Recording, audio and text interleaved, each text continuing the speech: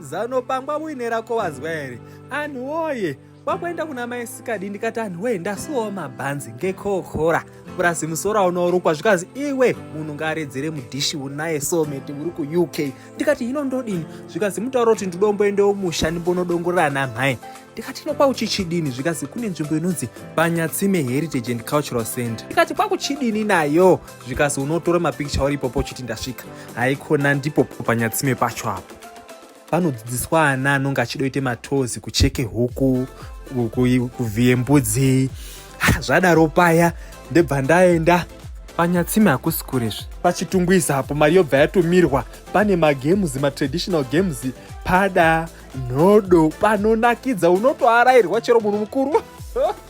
Ndabva ndatora haikona mari yaindatumirwa, ndakatotumirwa kari kaonini ka 700 nekuzotenge grocery rana mhai.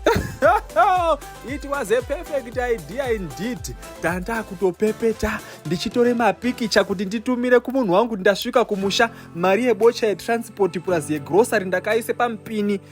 Setup yese, sikiro, nhanga, imba yako managota, haikona zvese nekudzura mumba zvese.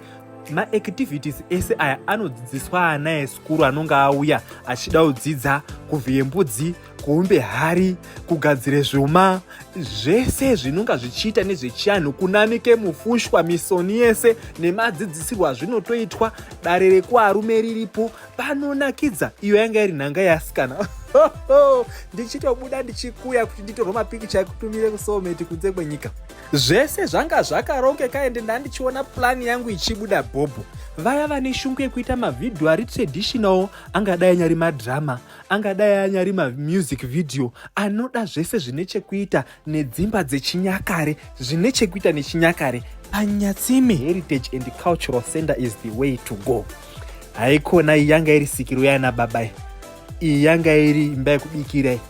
Nzvimbo yacho yakangorongeka nedare raana baba zvese zviripo. Semunhu angari overzealous ndakamutumira mapikicha akati iyazve ko uri kuiteko Panyatsime. Paziyapo ndakamboendesa kamunin'ina kangu ipopo apo tuchidzidziswe kuvhiye mbudzi nekudzidziswe zvechinyakare. Ndakatsveruka anhuwe. Hino izvizvi ndakusha ndodine mari yacho izvozvizvi.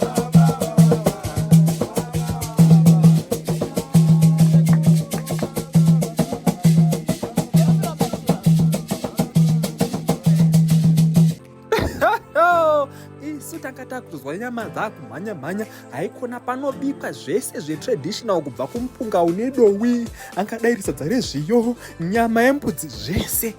Imimi kana mafunga kungouya chete chingovabatai kuti Panyatsime halo. Macamping areas yekuti kana mafunga kukemba, vanoda kunamata, vanoda mahideouts, vanoda mapicnic, nezvese maarea yekuti vana vatambire. Thank you so much. See you there.